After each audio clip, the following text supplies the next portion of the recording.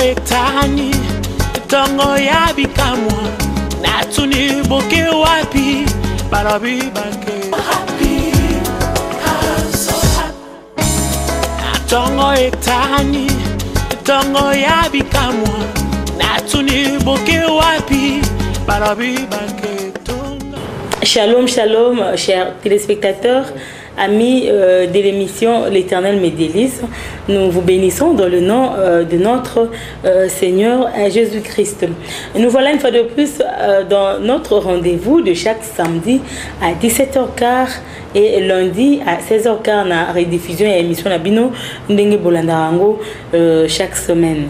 Alors après émission tout ça là qui boina mon ensemble le pasteur prophète Samuel wa betaki na biso masolo ya église nzambe malamu pe a papa Aidina Bala lelo to ye lisusu liboso na bino na mombu na nzambe azali pe moto azali na etonga munene atombwami pe azali kokoba kosela nzambe na ndenge esengeli.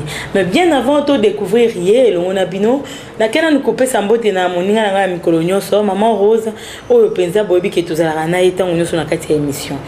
Bonsoir maman Rose. Bonsoir maman Esther. Ya solo iloba ezali zalaka kawana. Zalaka kawana ndio kokutana na oza na ngokosa. Soki olembi okokutana na ngote. Ikaka kampiko nzambe akomimonisa pe akopesa solution na problème na yo. Zalaka kawana okozwa eloko oza na ngokosa. Pour l'émission parce que ma solo en gros depuis un certain moment nous pouvons comprendre que et comme une allure mususu dans l'Éternel me délice comme il côté plus na kati ya analyse il y a makambo tozo mona lelo na kati il y a église corps du Christ. Alors pour na lelo to yambi boye pasteur Richard Kamou ouais azali boye pasteur na kati ya église chrétienne le chemin du salut. Bonsoir pasteur. Ouais, bonsoir maman. To yambio na kati ya carton na biso. Vous pouvez répondre à l'invitation à Bissou. Oui, merci vraiment. C'est un peu bien. Tu rappelles la bande de l'église et chrétien le chemin du salut de na Barumbu na bon marché avenue Luanga numéro 3815. Donc ba so bazali nzinga ya Barumbu bakoyi ko reconnaître en déjà et ba baza musika bakoyi bande ba konuka yo et pour comprendre pourquoi nazo bande l'adresse parce que tout au long de l'émission de bokoyi ba ngolu oyo ezali na kati ya mumbu na nzambo to yambilelo. Pasteur na to sepeli ndenge oye na émission mais et moi mikolo hein maman Rose c'est moi mikolo to bande komona souté zaki na moi période moko pasteur azaki un peu visible biso ba journaliste c'est total la rapé bitandweke belé to lukaka pe to fuyara ba vie na ba ngomba la mususu ça fait un temps to zaki komona oté parce que ça quand même pasteur à l'éloté mais tu comment on réapparaître les sous tu habiter les cambozalaki to bandana noana. Merci maman. Merci vraiment pour motuna motuya makasi vraiment na banda ki vraiment mosala zaki mingi na kacha kusala musala mon voyage moko ya kobima tant na kenda voyage wana le makimboka moke na kozonga.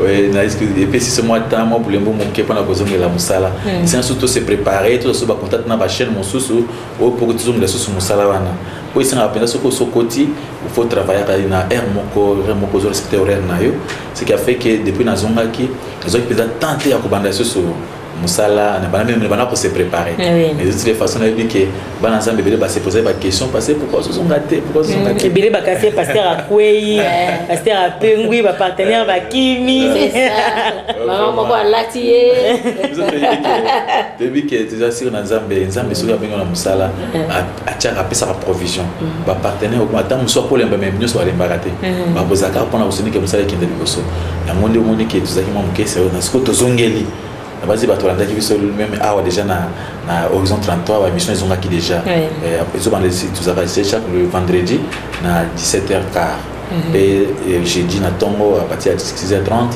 ça kana rediffusion.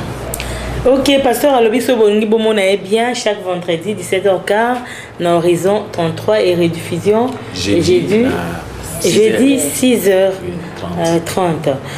Pasteur Kamuto comprendre quand même maman Rose ndenge nini to bande ko monete mais c'est quoi réapparaître hein réapparaître il y a qui mission to kanisa ki mama ko lata ke mezala ki mama lata comme Jonas oto tambola mukilo mukilo fo kokota wa koteya yango pasteur azo yango mama Rose deuxième question na biso je crois pas na yopna pasteur ayebisa biso non masolongo ya nzambe banda ndenge nini oui fondement ya église na yo soki okoki kolimbola moki ezaki ndenge et puis na ndenge bandi mosala lelo tobengi o pasteur Richard ezaki ndenge nakozonga penza se penza donc mosala oyo mpona kozwa ntango ebandaki mwa kala ntango tobaki vision eyaki mwa kala nazalaki nano na 6e des humanités na baage à peu près 18 ans na ntango wana nabelaka seli moko makasi maladi oyo ke batraitant partout ezosimba te nazalaki na mboka kuna na kotia na mboka ilebo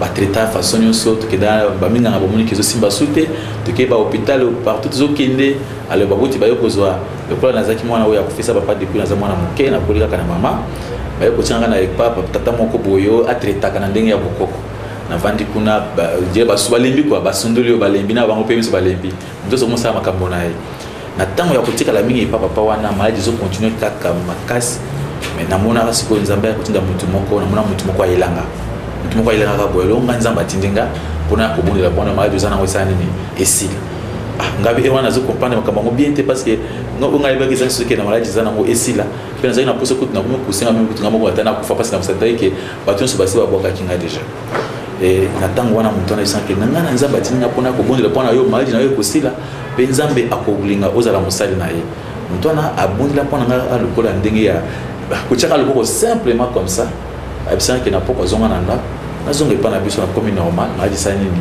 esili de premier pas ya makambo na nzambe mais azocomprendre bien te ke eza nini banda comprendre malamu te ti moto wana bayebisa non esengeli olongo awa okende na mboka kisasa wana kisasa eza na bafamille ya mwa mosika eza mpenza na esika kovanda na kisasa te naye kokóma na kisasa awa ezali na ba 89 anakomi na kisasa bandi kobundabunda bisika kolala ezali te esika kovanda ezali te tobandi kosala on a fait tout sauf rien mpona kozwa ata eloko ya kolia na kati ya kotelengana wana mokolo mosusu nazolala toye pasi ekomaki makasi zo na kisasa esika kozala esika kovanda te ozala esika kolala te yoyo makambo kaka yo moko okolo kotelemi na nzela mpo olia okosala misala nyonso ki porter tout nyonso monani fo osala balibongo kuna bamasi mosusu bayebi teka babilamba boye babenga banani bashayer sala makambo nyonso mais bazora mbongo ya bashayer banda koviva okosomela mpona 50 kuna oteka ngo na 800 ezaki ndenge wana mama litaki banda kotikoma bamakambo bakali afi ntango pa ebele bazomonanga bayebinga mpasi to bana pascal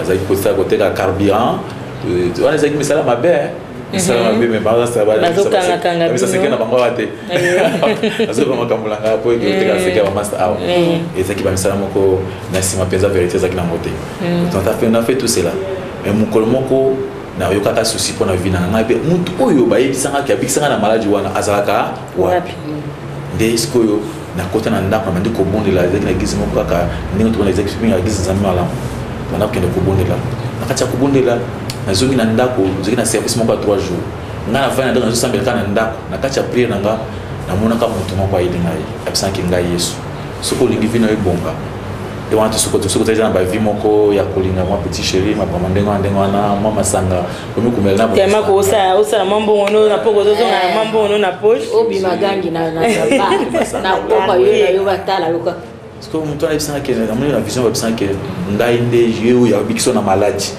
naza na posa nabongisa yo mais soki olingi nasala nyonso nakomiso malamu tika bami oza na bango mikolo oyo tika vi nyonso ya bana basi vi ya kindomba ya masanga tika ngo soki otiki kobandaka lelo okomona changement wana ezalaki ndoto nasituki na ndoto wana deja na baja 20 ans baja 20 ans donc nasituki na ndoto wana oyo ndoto namoni te oyo kozala ndoto te oyo kozala makambo ya solo nga siko na biso mbengi namoni vraimen ke yo nzambe oyo abikisanga wana moto yaki tiko nasengi na yo naza na posa naza na place ya kolala te vandisa ngai epesanga mpe ndako ngai naza soki olingi natika vi ya mabe okotisa na mariage nazala mpe bien mais nazite encore trop jeune ntango nazasenga makambo ndenge wana ntango sikoyo nalali susu na moto abisanga ke soki yo tosi ngai nayebisi yo nakosala nyonso mpo na yo mais eloko nakosenga yo soki olingi ngai nabongisa yo okoservir nga s'il vous plaît comme un fou à répéter et sengeli au servir comme un fou na comprendre que même message na tu pona ngaka ba bongisanga sans contrôle. Sans contrôle. Accepter de toutes les façons, na servir le protocole, on lui bombe pour mes dates. Na vous place à plat, na vous essayer pour vendre. Zamba yop sa grâce. Na bande ma comment mike tout moi faire mike. Au bande qui on dit parce que quoi qu'on servir pe baninga mutu ba frère rebelle baza azana e azana mutu kosunga ete azana musala te espoir kutu ezate azobanga soki na tiki ndumba soki na tiki ba bani na nyonso na ko vivre te wana ko sunga yanga vraiment nzamba saki ngolo na bandaka kaka na mbongo na ngazaki $5 s'il vous plaît mutu soko ba lozo ko semaine moi je dis ce que je sais avec $5 wana ils ont quand même ça na ya mike on a le tambola wana tout ça le $5 habité nzamba pesa na vision qui na okende na zando na grand marché asuma ba bilamba ba mo bateka ba bilamba ya tombola so bateki tombola bateka ba déchets wana siko ba boka ba déchets siko déchets bateka na moins cher on a ba pantalon maman zoteka na vizando na 1000 francs tant on s'est acheté déchets autant on a 100 francs b 200 na ko na suma ba déchets wana azongi na Pascal ils ont pensé na kini batebe ba yebinga pe ba beta maso so ba sala kisi tout ça ba ko ba nene bazolinga abiteki na ba déchets wana na kena Pascal bandi ko tekango nazo apela boinzemo ko izana Pascal wana côté ya Masina comment ils ont compris ba tchaka bilamba bo nazo pe place wana avenue ko bandi ko teka batebe bazana bazoyeba nakati ya koteka bilamba wana muna kaka lokola kindoki progression moko so na changa bilamba ya 5 déjà tout bilamba na kosuma wana wezando kuna mama wana teka wana 1000 francs parce que asodi na 100 francs yo ko chaka prix ya 1000 francs tant o 1000 francs donc au teki c'est-à-dire bénéfice da fois combien pas 10 pas 9 et banda kaka boy même pas un mois 2 mois 4 mois na moni ba de progresser progression yi makasi na bossa na bando to wana maintenant ça va voyage amike OK ma frontière ozongi OK kuninga baninga tokota pe na ba lunda banzela lunda wana tokota kuna tokozonga na moni sikonza bazo sala mais wana ozokendaka pa église wana na mipesa kana contact na mosala nzambe wana iseka na église kaka ya okotya wa obimi osambela wa obimi oza poser te mais oyebika ke mutu moko ayibisanga na servir lokwa libom so be mina ko servir ndenge nini makambo mo pe ezaki ndoto ko mo kusanga lokwa ndoto mais na garder kaka ke ngai via des ordres te sous te po mutu na soki na ngai bika mutu soki na salibo ya kokotula nga mbongo na ye so tikana to sakaka poke mbongo apesi ngai eza yango Zamba Sangol na kota mariage à âge à 24 ans. C'était encore trop jeune. Et ça qui facile la vie na ozo se débrouiller wana au balapé. Oui, comment qui facile pe makambo ibak donc vie et mataki. Donc comme était point que na progressé trop jeune. Et ozo bala c'est qui biso ane bandit quand même que bané na $5.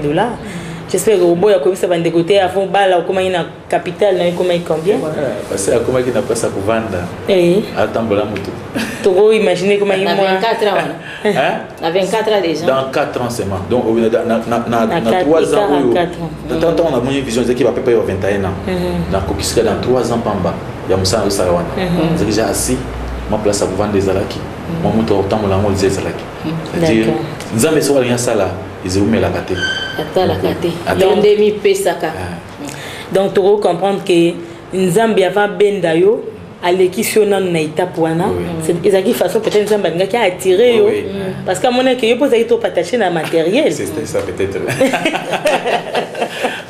c'est que tant ay salami bongo mama biso na kati ya kota na abondance na bosani sikoyo ma vision nzambe apesa kingai mais ce qu'on zamba zamunen madame oyo na tobana kinaye ayo komipesa mingi na makambo kokota ba église ko sambela tout ça et wana tant na abondance na zomuna tinalité ya ko sambela zaki va faire zo progresser tinalité tout ça mais c'est moko et na yo problème que moko na mutu na ngisa l'accident et tant mutu ça accident et causera ba problème ba dégâts donc on a dit comment est-ce que na trembla siko yo na moni que non il doit avoir des problèmes avec des gens peut-être pour kangisanga des ce qu'on a compris que madame la prière tant on a madame la prière wana des ce que nzamba ba ndokolo à travers basta na nzambe nyonso zo kutana ngai yo oza musala na nzambe nzamba zo sala pour na mission na pesi yo nzamba côté mission na musala na ye bana a fréquenter na papa ebele ba pasa na nzambe mais nazaka ka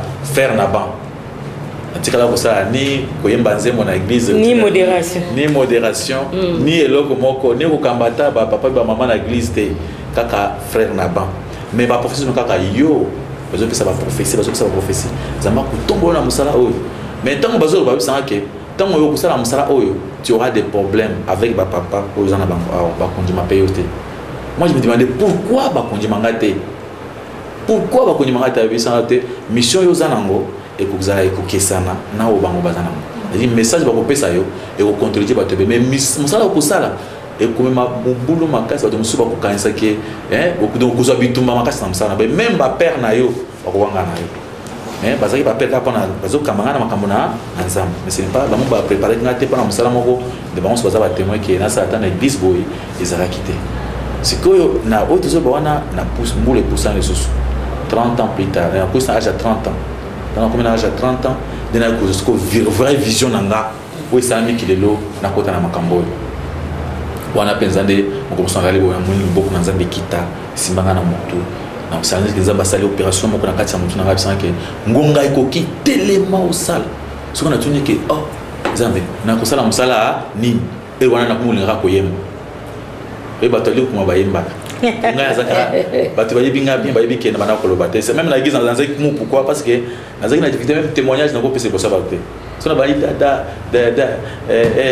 na kati ngamo kuna zongi na fa intéressant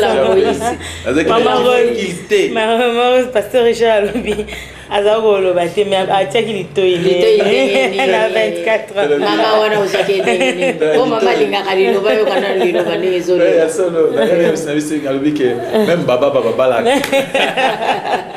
même baba balaka kaka na liku kuma wana umuna pe mama lingi yo ka andimyo kana kibaba na yo wana pesa mobulu etazo ba mambo kilo bazoyeba mo pesa mobulu na tant tokenda ka pona ko pesa babiloko na za baliba to komi papa leki ya madame alobi non il serait pe mbala loba banda ko lobi azo loba te bongo ba tekisa le kolo bango bazan moya ko zero ko kilo ma ko sekaye ezate ba de kolo bali ko meyi makasi me zamba smaka ka bibo zala kakanda mingi bataliko ko ngazala na kanda makasi kuma kanda wana sukina na suite de délivrance te est-ce que nous avons des délivrance parce que ça n'a pas aloba likambonaye ce que moyen aloba ezali donc pasteur ngolo bakeli ko kuma pesa un problème mo spirituel na kati pour beti sur la délivrance na liku kuma na comprendre on bien te notamment ko kuma pe faut pas besoin de délivrance te to le bité ko batoli kuma besoin de délivrance ngai zambe soka pesa na délivrance za pona musala apesinga donc nzambe tant apesinga na vision que yo kozala mutei ngana lobi ngai na kokote ate po ngai ba ko seka ngai so na lobi comme partout ba tozo seka ngaka pour même ti le ba fait izanga te fait ele kuma izanga partout na le person lobi comme la ke mo ba ko seka donc na mona kasi ça nga passe moi tata na manifester te mais ça nga passe c'est que tant nzambe bien na banda ko tenga na ba parce que le bosso abato na banda ko prononcer ba mondenge nini c'est na difficulté makasi c'est que nzamba salaka na ndenge na ye tant na banda musala wana et pendant que le black mazote ra malembe monika nzamba sake message ni nzamba pesa ki lelo tango ke oyebisi baninga et benda baninga pe église chrétienne le chemin du salut lelo ezobetama na lisolo parce que ça existait le col boson nzamba bandai na suna bamba tana bandai ki église chrétienne tata bandaki donc même chaque fois na pourquoi tozoyemba sambela koyemba comme na bango na mini musique parce que le col nzamba za le kanisa na moni ba voisin ba de kopusana tant ba voisin ba pusane ba komo kutinga poke papa isenga uté ya biso nakati ya kote wana luka ba sanza ya monde ntiko ba ya kusunga biso banda kote ya bango so ba boya so na tika kusala kambwana nzamba zo fusa mpona ça mais tant osiko na mani kusala musala mpona banda kote ya na tangi mpona kutanga bible nzamba ko sanga na ndako abina sala no pendant 6 mois ya kutanga bible pam na banda ko sala kaka lokona zaki na tiki makambo so ça faire mon côté par exemple pisa ba faire nyonso na tango wana na koma ki na sport pour la moyen ko lia ko ka kozala na mama ke zala ki déjà zeka fana na ndako na tangi bible na lali na tangi bible na lali na ko comprendre bible autrement par rapport à ndenge ba papa ba na ko la exception bible expérience personnelle yonanza so yana poser ka papa ya kana mais makambo te ki biso nazo mona boy moni bazo mona ko na za ko mbete o ko me contredire bango bazo lingate na s'approcher ce qu'on a ko mona ke na ko découvrir que makambo nyonso nzamba lobi na bible basala nzambe bazolo ba nyonso te bango bazotika mususu bazolo ba o ezana avantage na bango so na nzambe sa obi du bon na lobaki na yo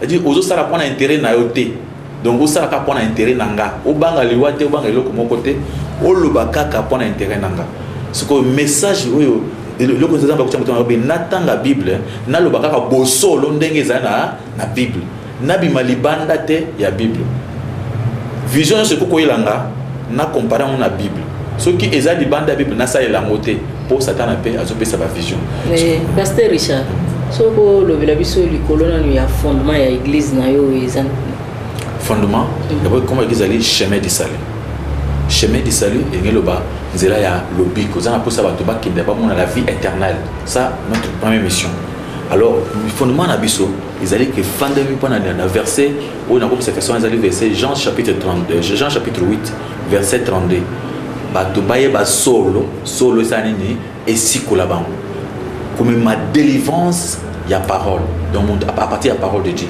vous connaîtrez la vérité et la vérité vous affranchira ça notre souci passe na biso toujours na kata les chemins que to même ba ça dans un ba formé dans les chemins de salut ba prêcher kaka vérité c'est notre fondement na habité rôle pe église ezara ko préparer bandimi pona komona na nzambe mais lelo ba église vile komi ata opesi biso fondement wa boye ndenge mususu mais tant to ko ya kuna to kotika makambo kili o délivrance yaka na boye po to kosomba ba will donc so po to kosala bo tozo mona mingi so vena kati église matériel hein et comme ko dominer pour pambolama il faut sala action de grâce à munene opesi Isaac eloko ko sona mutema po ozwa musala luko sala mbeka na mutuya parce que na habité pasteur pa osunga biso par rapport na émission alelo est-ce que mutu po azwa eloko songolo na maboko ya Nzambe il faut pas tout maintenant mbeka motuya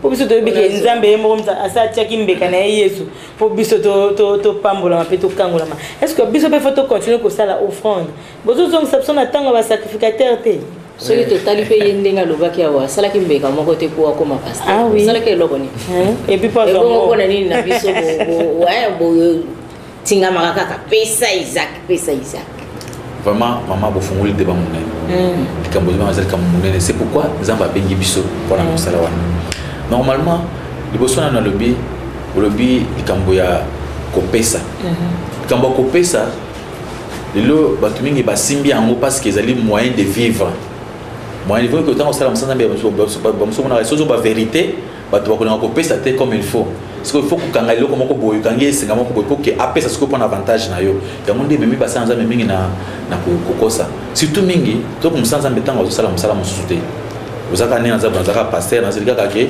batu bacha mabonza na lia vraiment maman écoutinga na kosa mais pasteur Richard ça quand même makambo c'est pourquoi moi je me débrouille comme ça comme ça meke pour na besoin moyen pour vivre natala ki exemple en Thomas Paulo on a qui na comprendre pourquoi Thomas Paulo abanda il faut débrouiller pour ça la makambo mususu vraiment question le bi ya ke et pour mon toi fois pesa mbeka munene pour que Nzambe ça so ke ko lela musa Nzambe situation na ngai umeli mama omoni biloko musu bazo ngona pétété il faut tumba mbeka mon que peso soit na motema ba musu yo pozano na ngote c'est pourquoi so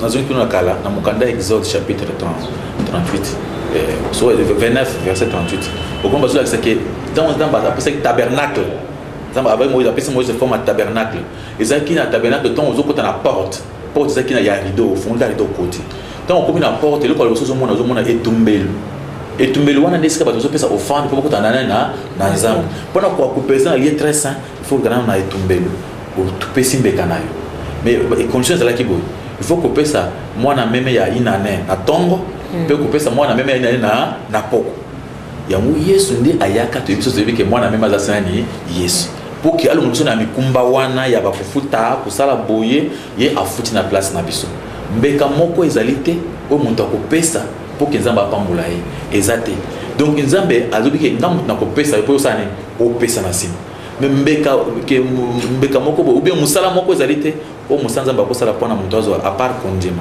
a part na yebisa yo ndima maloba ya Nzambe soko yo maloba Nzambe ndeko pambola yo ke yaka soko pesa ngai omoni ke basanza ba yebi ke tango yo zo souffrir wana uzo utika manda mbolo ko na ndap alors soko ya ko fente pour que amema ata o muke otikala nango soko tani na Matthieu 23 Yesu azo condamné ba pharisien pour na makambo wana bino bozuno ko ba veuve akufa esi mobile oyo ozuna ndambo ya zanango ozuna compte ocheso na compte na yo boko sambisa bino basanda bongo bayeba ko sambisa bango nzamba zo babisabi mutu azana mbongo na ye alobaki na mbongo ke na kopesa ta offrande na église bayebise ke mama na ye azobela makasi wana za na Matthieu 23 mais mutu alobina lumata ndambo nekende kosunga bi kosunga te kopesa mama na yo te e comme servitude mana mo pesa kaka na église mutu atika mama na ya kufa bino bozo sala mabe eso kondana ke lokwana mais le koza ta ozana problème alors musala nzambe ndinga zaliwa azana mbongo ya jime zaliwa $500 mais moi nazana hôpital ba senga 300 papa na senga yo kaka pona na senga corps na yo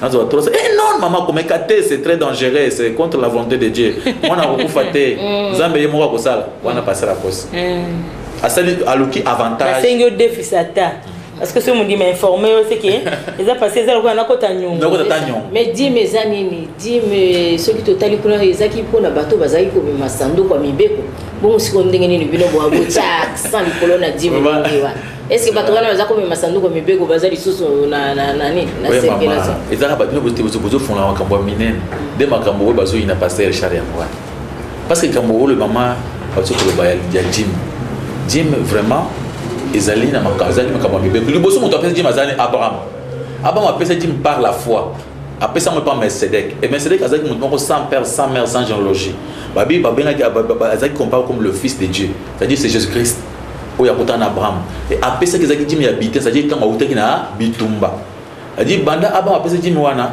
apesa Jim volontairement ceux qui albi le apesa ça ni apesa so boy ko pesa ça ni avandi banda ko pesa ngo chaque jour te c'est que tango na bakumkadpo muto kompana mweza na mukande ya nani Hébreux chapitre 7 bazo makambo wa Jim nzamba yeko balobi na sokabi banga tango loi yeko lungwa lokola sacerdoce ya Moïse yaki na loi alba ko cha Jim poke bato basa sacerdoce balia bamela basonga misala zeki lokola pako parce que Moïse azaka lokola mokonzi chef politique ce qu'on dit ba chaka Jim lokola pako mais dans départ ya Moïse nzamba yeko sanga ke Jim tango Yesu ayeko ya Jim elungwa déjà Jim elungwa parce que mon toit pour comprendre makambo izana mukanda Hébreux chapitre 7 Hébreux chapitre 7 so tangi na verset 5 na sabi ki nzamba zo bake d'abord ko pesa Jim na ba to ba ko fagate nzamba zo pe kisango alors bi Jim pour le moment apporte par le photo pesa volontairement tout ça la forcer donc nazo bisa ndeko zo na ke nyongo ba yebisa ko wana ezaka nyongo ya nzambe te ezaka nyongo no kana passer na yo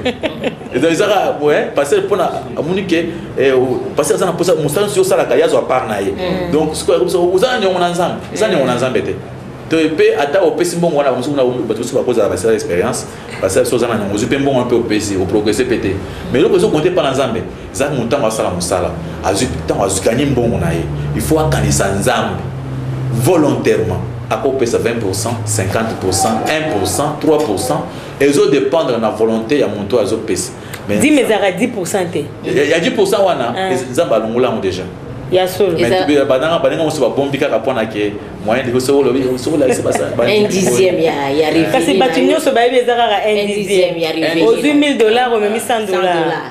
Calcule l'autre tigana na ngoka yango wana. Bakuto $50 ou même $5. Yes, ça c'est malheur à vous parce que vous payez la Jim. Matthieu 23. Alors bi mawana bino. Parce que vous foutez à Jim. Est-ce que Jim c'est la malheur ou ça t'a malheur?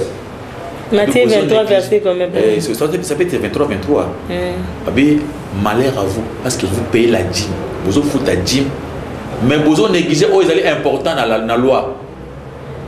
Abi dans oiseau pour la Jim déjà de quoi nzamba ça va passer le but que ça malheur a dire Jim ils allaient de nzamba so report ça Jim té nzamba lingité mon temps on a passe dans mon thème ça nous nzamba tala yeso kufina par exemple yeso kufina ikulus pour le clan ngango to sunga yona nous parce que bato ba comprendre bien pour biso mona déjà biso mona déjà tout ça to douter nango un dixième mona ça aide la moko ya zomi ya chaque revenu maintenant on passe à bimisi biso sous calcul 1%, 2%, 3%. Ah voilà donc dis mais ça au choix pour toi comprendre malam na kopesa Hébreux 7 na Hébreux 7 to komona comment nzambe azoto makambo ya Jim parce que on a zo bango penza à tête reposée Hébreux chapitre 7 na kotanga verset 5 balobi ces deux fils de Lévi exerçaient la sacerdoce ont d'après la loi l'ordre d'élever la dîme sur le peuple et c'est-à-dire sur leurs frères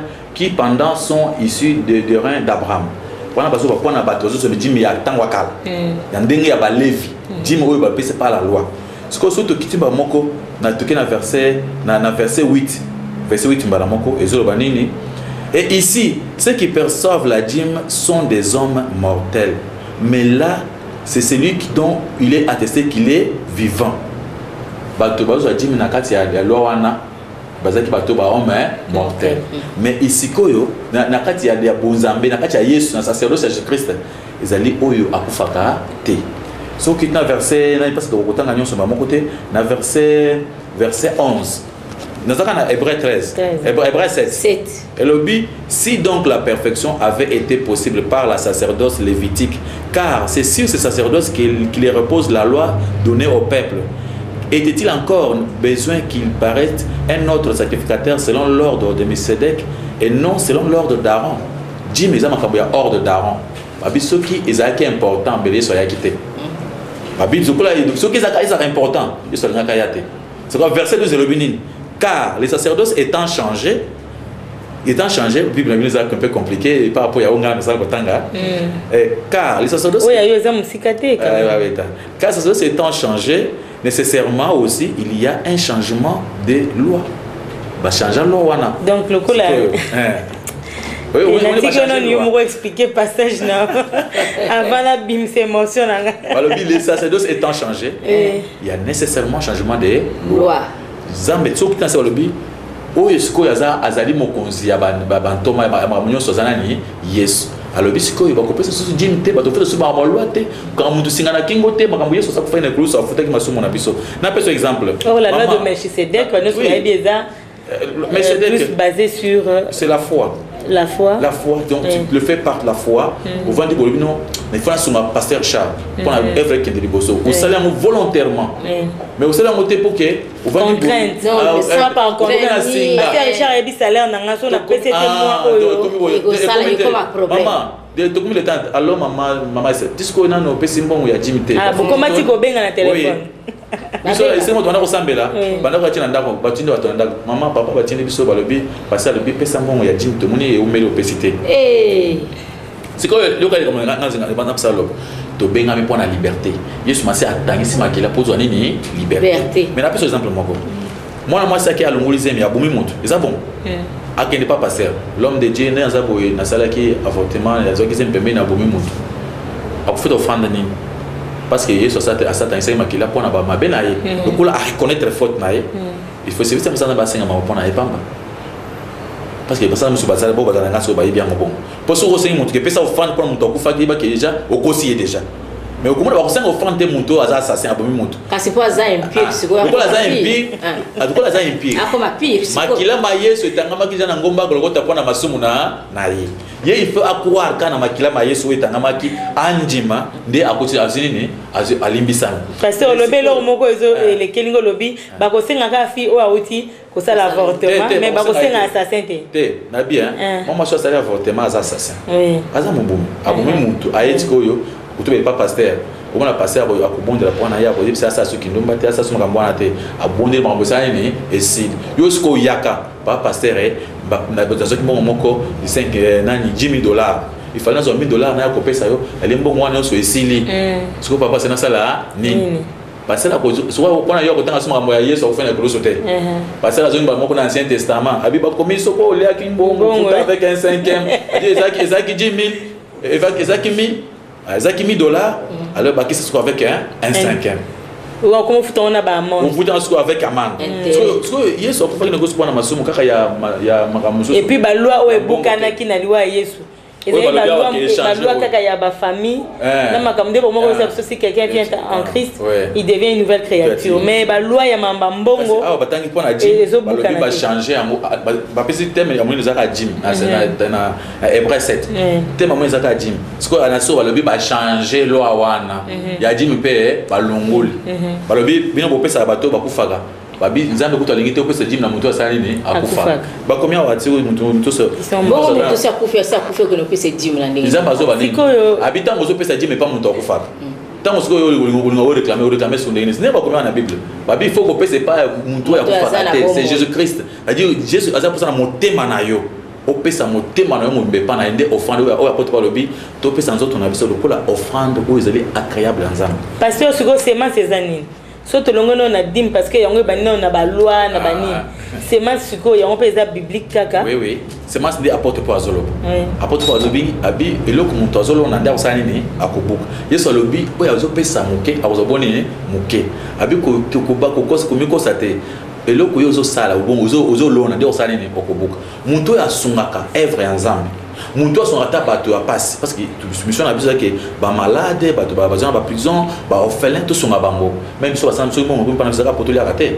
faut to sala bato sunga bato wana et ceux qui maman papa nous allons boy na kati église na bino osungaka œuvre ko kende liboso vous allez dans la mission boy o soutenir que oh basa ma mazam bien soutenir bango sana ni mission ba mitiwa mission na bango o oui que o sali kampo na nzambe nzambe akozonza pe musolo famille pana yo libisa pasteur wana tokolo ba semence na 10 minutes eza important pona yo mondime vraiment non c'est allé important dim parce que tout le monde qui dit mais ça ko pesa nous autres eloko le bossa non ko mi pesa ko la offrande agréable na nzambe mais au lobby mon temps eza au choix ko pesa mon touté mais ce que soutien ya neti biso boyo ko pesa nzambe ko mona nzambe te maman nzambe aza posa ya mbongo te nzambe aza posa ya motema na yo eza lokola nzoto na mobimba eza lokola objet ya justice bana bazi pour comprendre pasteur Richard kita muke na niveau bandimi o baza maele na hote moto aza na posa pesa dim na ye asa nini apesa mbongo te a s'offrir car pa nzambe tobi makambo ya kopesa mbongo ya kombo jim nzambe azo exista suti donc nzambe alinka makambo ya kopesa ka mbongo pona kuzonga musala kana ndenge ozwaka opesa ofanda pona œuvre sanini ekende liboso wana komi contribution volontaire mais que oza nyongo moko ke nazana nyongo ya nzambe ndenge bagi biso zali so komika na gizbo babengi prophète akanyi miso tango natali yo na mono zana nyongo lokuta nyongo wana ka bo pesa bango mbongo musupe basaka ba carte chaque mois oyo opesi mbongo na ba remplir mois de juin mois de juillet oui kasi nde mission na biso nzambe tango tozali vous connaissez la vérité vous affranchira batu bakangami na boumbu parce que chaque fois on vérifie l'église non soko benga batadim ce qui dit pania dit le côté mukie pasteur simbi micro abosani ke culte c'est cela qui batu bazongo bandi sulité adim boni ko kabela nzambe te yoso na baso na pania adim etondi te maman basi batu vele basolanda ba ko fiango adresse bien église tozo pesa ngo oui avenue Luanga numéro 3815 na Bon-Marché faut pas que nous vérifier ma solo pasteur Azo expliquer biso pasteur oui maman Rose Natigelo pasteur Richard nini bandimi baza ko bénéficier na église kona na église na yo bandimi ba bénéficier le ko le bosso ba toza ko bénéficier d'abord la parole parce que tant que soit na lola ekita ki aka pona ko te liloba ce que liloba o bazozwa ezo pesa bango liberté pe ezo ma miracle ndenge na ndenge bomena c'est-à-dire bandimi o ya biso le chemin baza ko la bato baza ba sentir la liberté moko pour que asala makamuna nzambe avec libre choix ayibi ke oui awa na sali mabe awa na sali malamu donc yebo tant awa bazo comme na niveau ya koyeba volonté nzambe et le ko nzambe bazo pouvoir ça nini basala notre mission c'est que baza en liberté wana dinga za boy akutanza la manquer respect nous on a ça qui est on a ça ya nanga pourquoi on a manqué respect yebo ko yebo azongiti c'est mapona mama na kusanga bolimbis c'est ça sa liberté donc aza muntu atambola na kati ya nzela bosolo mais bazaka attaché na matériel te parce que matériel nde ezo déranger mingi on a muntu soza na gisa bunga na kati église papa boza pour ça bon azo pesa mais ye bonzambe eza pa na été wana aza na mais faiblesse pezara ya bino basa nzambe moto ayaka azo soma ba instrument nini d'abord un ba tiaka na kite liboso c'est ça ya yaka retard na église aza na kite na liboso yeka kuna liboso masumu za te pa la tarabia liaka bien ba musu moi ça kaloso oyo yaka na ndako ya pasteur ye moto kuna na chaudière so ba intercession ye moto apesaka donc ayamba ko tu yesu te ayaka intercession te oh nini retraite te ye abonga déjà on dirait babola partenaire ba pasteur est-ce que vous avez un courage ya ko dresser moto modèle wana oui na isa bien le bosso ce qui pasteur à ça rien baninga biso bele ba koye kwani à ça rien ce que mon moto bongo okubanda ko kitaka mais biso tu as courage ko loba au vandi boy baba nimso ba papa ndingo biso moniki aninga na kiti donc tant ozo bobi non tu en a poussa au pesa mbongo te vous avez poussé yo pe osalini obika. Je vois qu'il y a ça en Gamoussa, mais vous avez poussé mon tunnel sur un peu na prière abika. Vous avez poussé tout ça bâton sur les mêmes pays de qualité na katia des chemins de sali. Binomoko bolobike obengami na temps plein na temps partiel. Siko wana soko sala kama ilo côté temps plein nzambe faut laisser yo kuna na nzoto bandimi bilanga bandimi no. Madame nzamba pambola yo. Mama Rosa fungula débat et monsieur Zogi Mosuka. Le connaissez Mama Rosa Isabelle. Na beaucoup c'est pesant pasteur parce que tu as exalté. C'est OK. Nzambe surtout dans chaque exemple Thomas Paul. Nani lelo passer na kolo bagiaza ko Thomas Paul pona ko sala temps plein. Thomas Paul banda ko sala msala maboko. Ye muntu azaki na temps plein ya makasi.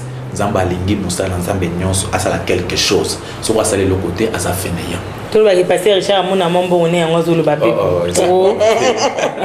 Ça bon côté. Kassit. Désolé maman. Il faut que ça quelque chose. Ata ya muke. Des fois tout le monde attends ça va badengo ça va binga ba message salaka. Salamu mon ça pas passer bundika a passer courage tout ça tout ça nzambe ya yebi. Pasteur monsieur Zoki est vraiment na suka ya ko bezana no belé mais comme tout ça na mois ya mars. To kolongana to batana mukuse pona yo place ya moi Cézanini. Et puis l'église na yo est-ce que moi si pas un esika ya malonga? Oui, vraiment ça m'a pas mon labino. Moi si vraiment à la place mon na katia société.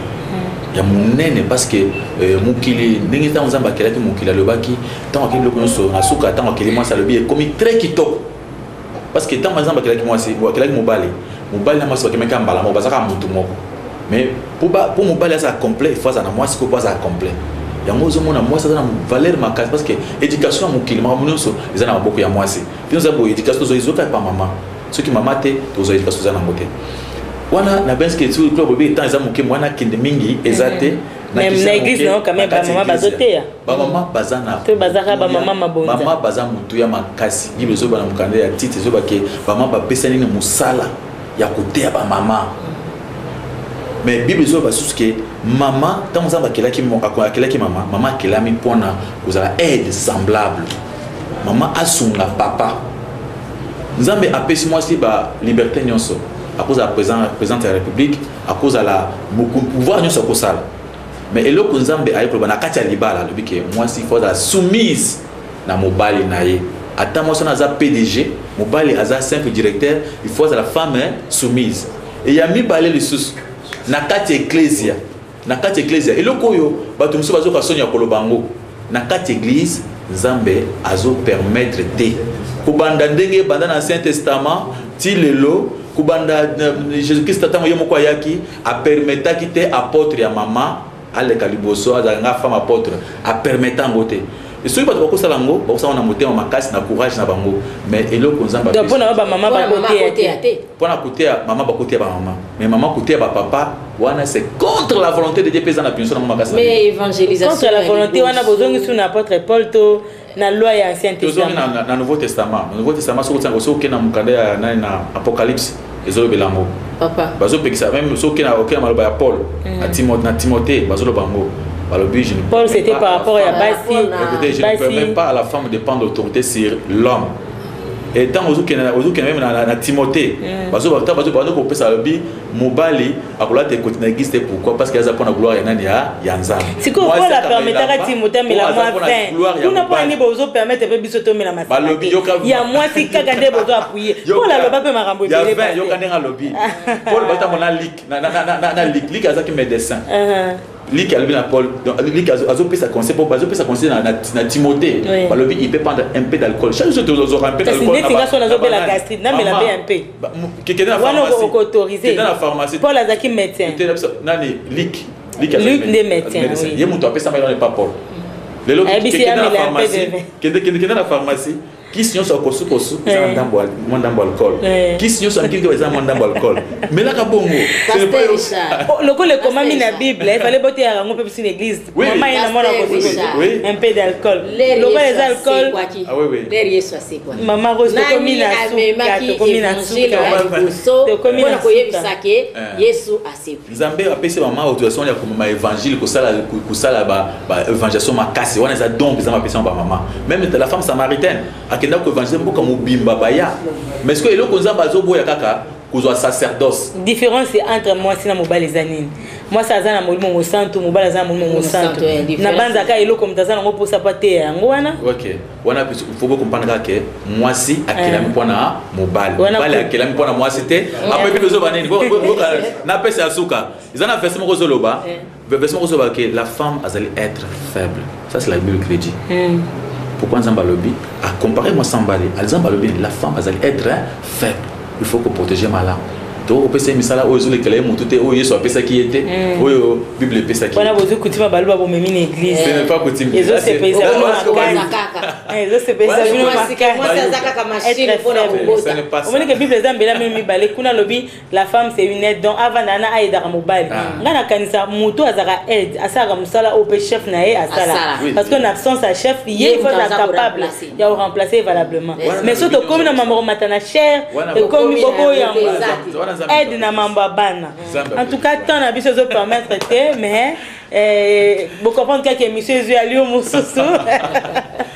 Je crois que pasteur Richard Fazonga une deuxième fois pour continuer na quelques sujets brûlants oyo toti kozwa sikoyo maman Rose atikana malobebe na monoko et même gape ba question ebele ba ndeko pe bazo benga de l'autre côté ba message ezo kita. Donc pasteur Richard, je crois que vous promettre ba ndeko bazo landa yo que kozonga pour continuer nos débats bien beto tozo sosola neti. On a comme l'impression Bible bino nde bokomi ko utiliser ngo na nde na bino place ezo pesa bino lokumu to ezo appuyer ba opinion na bino bobendi ba verser wana. Mais côté ezo appuyer ba opinion na auto fondement na ote au bois qui ango bito wana attendre la grâce yeso akufa ki déjà. Ça en est fini pour cette émission. Merci d'être venu pasteur. Oui, merci. Maman Rose comme na suka émission na peso ka 10 secondes. Mbote kaka na balandi na biso ya Éternel Médélis bozala kaka yikaka kampiko na baka iloko musote yikampiko Yesu Kristo azali koya bakokata biso to pesi merci na balandi biso maman Zizi Okoto mukolo conception émission oyo nzamba pambola yo. À la prochaine avec je crois peut-être na pasteur Richard Kamou ou bien na invité Moussousou mais pasteur Richard Rozonga kaka. Amen. Pour continuer bye.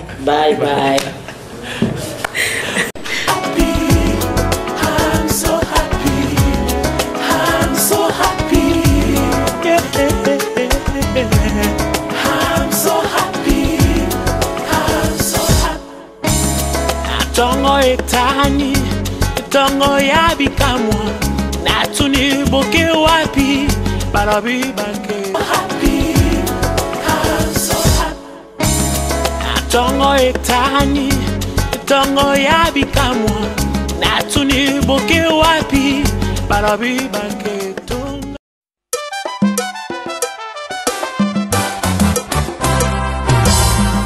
Oh amour, ça, c'est les choses de notre royaume, le royaume des saints.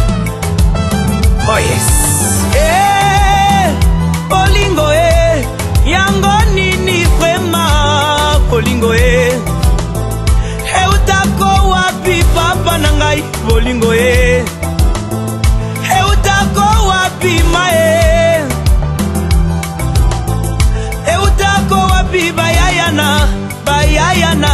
Bien aimé na besoin sombote na kombo na Yesu Masia bino balandi na biso ya émission chrétienne na kombo ya éprouver les esprits à l'émission et kambamina pasteur Richard Kamou ya église chrétienne le chemin du salut au esanga na commune ya Barambo na avenue Luanga numéro 3815 na quartier Bon Marché au babenga mingi quartier Ndolo nzambe a pambola yo vraiment éternel désarmé où a permettre nga kozanda pona yo lelo na moment où yo pona komema message moko où yo komema solo na katia bomona yo bien aimé tous en mission on nzamba piso ya ko prêcher des choses où baninga musuba ko simbate. C'est pourquoi éternel désarmé na katia bolingo na ye a télévision biso pona komema message il y a vérité où izana mukanda Jean 8 verset 32 le dit vous connaîtrez la vérité et la vérité vous affranchira. Parce que aujourd'hui batebele bazana katia kozanga koyeba mikangi na boumbu bazo ka délivrance au contraire bazo mikanga basinga parce que bazana koyeba soloté comme il est écrit mon peuple périt faute de la connaissance. Ce que peuple azana ayebi azana boyebité vraiment c'est difficile difficile vraiment à Bika. Ils ont le coup là, voyez, au monde va coacher poto, mon courant ils ont un poto commune ne touche pas en anglais. Yo te mo ko ibi ba anglais te ok au toucher na limite que ko bika parce que ba anglais te.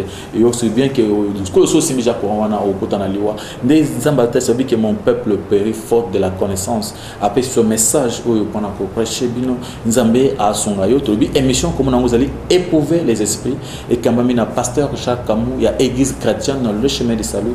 Numéro na vous allez brancher bien aimé ce que dans l'émission ko benga pasteur beaucoup ko solo la nzambe na biso akozanga te ko pambola yo vraiment nazali ko avancer pendant avant pesa thème na biso to meka ko bondela nzambe na bikamwa o yazali akila biso asala quelque chose na bomo na bande konyo so na biso to bondela kombo na Yesu Masia éternel désarmé na pamboli ba bien aimé bande ko basimi bali sika bazali pendant émission na biso na kombo ya éprouver les esprits nzambe pambola bango bande ko bazana ba prison le boko na ekende sika bazali simba on a kacha prison bande oyo bazana kati ya hôpital nzambe kita hôpital sika bazali sunga bango puissant ba guérison miracle bande ko science so bazali le boko na nzambe esimba bango nyonso nzambe bakutana le boko na yo éternel désarmé miracle il y a guérison miracle il y a prospérité il en a ba nyonso à travers cette parole et nzambe tout on a ba ko témoigner que tant on a ramené pasteur Richard tout monde a kabika moi côté sama na bomo na biso c'est la nzambe na bango nyonso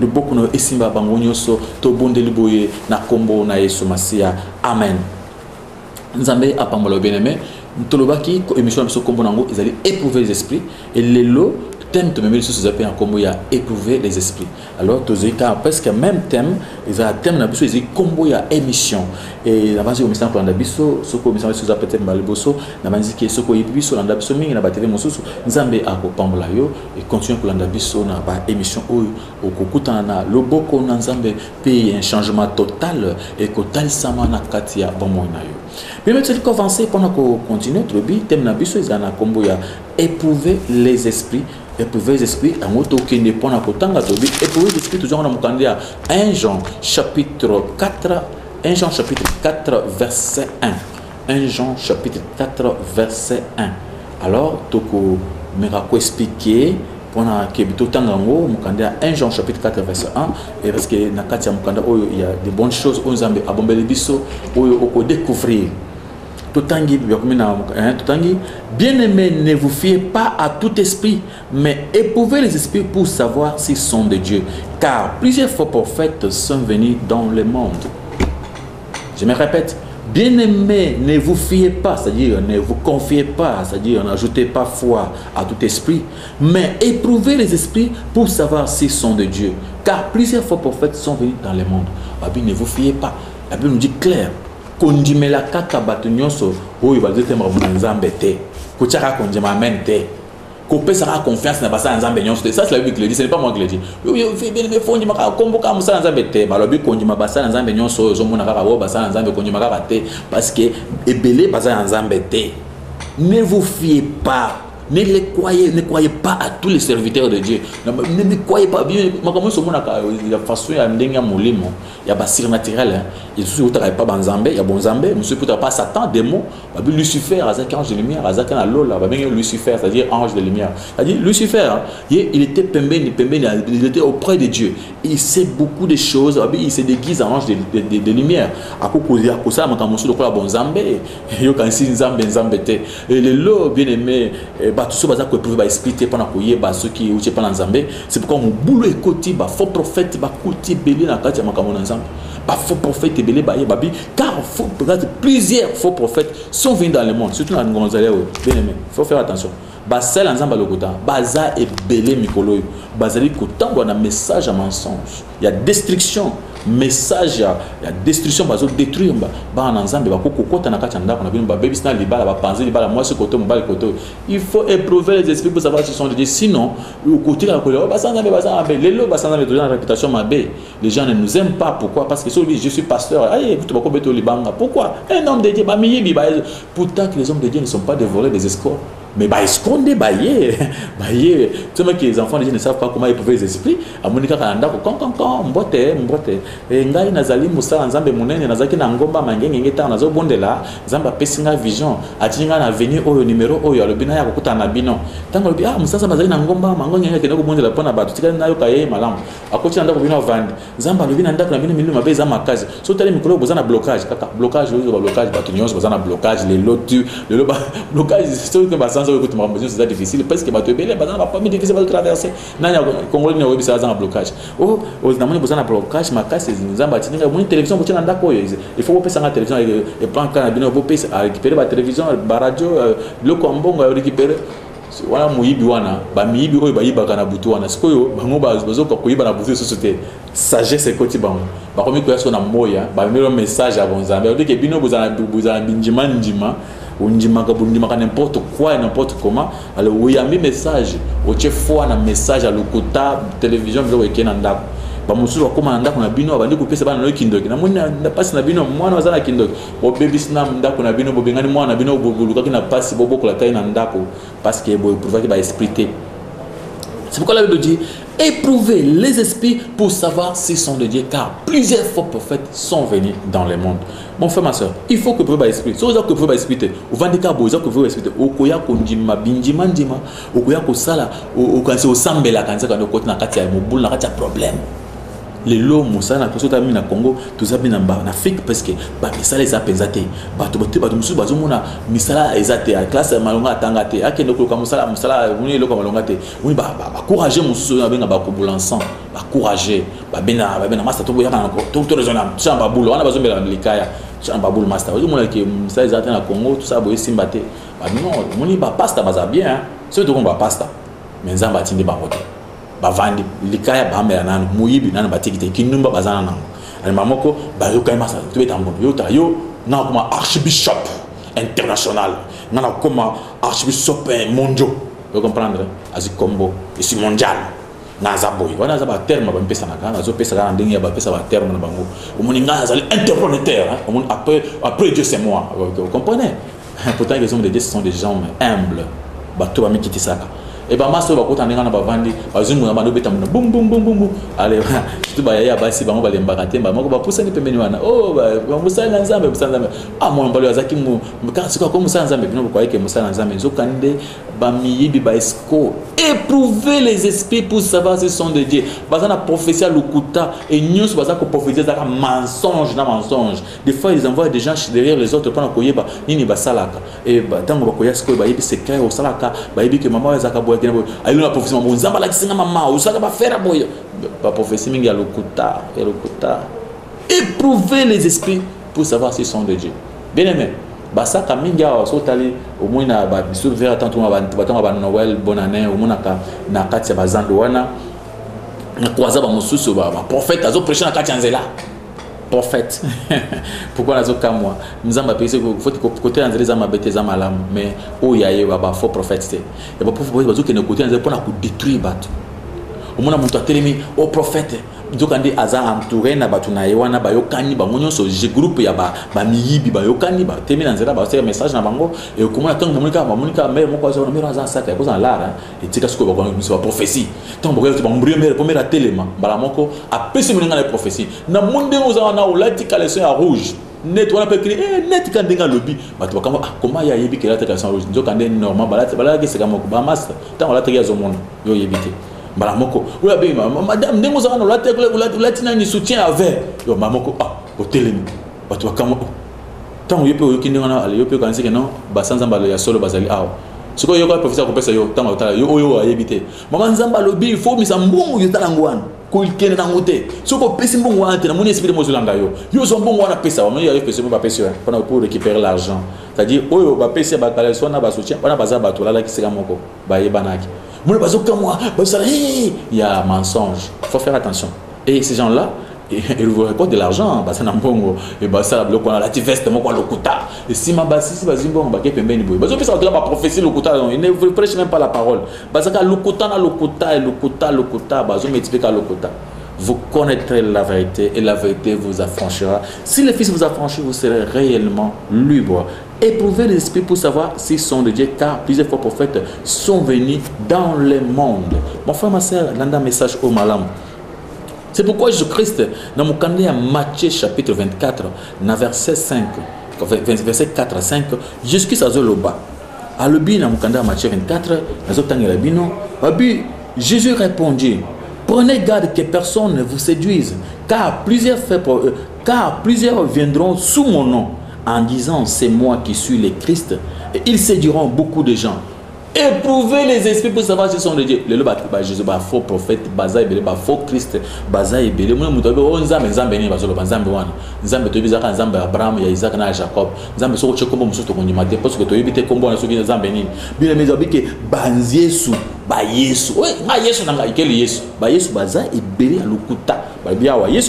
c'est la bouche de Jésus-Christ lui-même.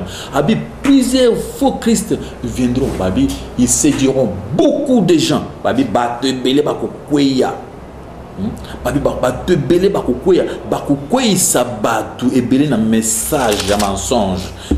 Verset 11. Plusieurs faux prophètes s'élèveront, ils séduiront beaucoup de gens. À raison de beaucoup de l'iniquité, l'amour de plus grand homme se refroidira. Bien aimé, plusieurs faux prophètes bakoya, bako séduire, batu ebele bako za séduire, n'a pas faux prophète, babi bako séduire batu ebele. Et c'est bien aimé, il faut faire attention. C'est pourquoi ça c'est la bouche de Jésus-Christ dans Matthieu 24. Azoba dans verset 23 le dit, si quelqu'un vous dit alors le Christ est ici ou il est là, ne le croyez pas. Il ne faut pas croire à Makambounions en Zambe. Oh Jésus-Christ, il ne faut pas croire à Nyons. Il faut éprouver. C'est une façon de éprouver les esprits. Dans verset 23, si quelqu'un vous dit alors le Christ est ici ou il est là, ne le croyez pas. Car il s'élèvera des faux Christ et des faux prophètes. Ils opéreront de grands signes et des prodiges au point de séduire. S'il était possible, même les élus, ils feront des miracles, des grands signes. Oh, bien aimé, il faut faire attention. Mandona ba musicien ou tu ba ki bandaka le lo ba tika ki magie ba comment ba pasteur ba prophète ba prophétesse ba comme ko prophétiser ba tout ba voyant nyonso to yibina mikanda o ba tu bazana kindo ki akomona makambo le lo ba comme ba prophète et ba sali ba giza minene ou ba prophète ya attend de l'enfant. Il faut faire attention. Éprouver les esprits. Donc miracle, il ne faut pas toujours faire attention parce que il y a des miracles, des faux miracles.